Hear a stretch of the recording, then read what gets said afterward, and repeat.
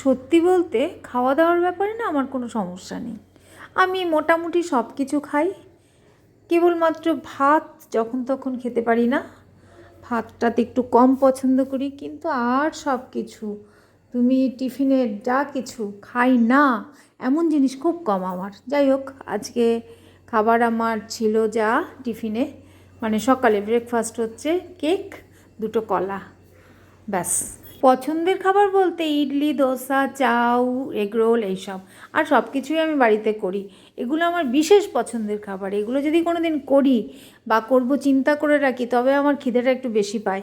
আমার মানে করার তাগিদও বেড়ে যায়, আর চটপট করে আমি খেয়ে নিই। আমি ভীষণ পছন্দ করি এই সব খাবার, যদিও এগুলো টিফিনে মানে বিকেলের টিফিন এগুলো।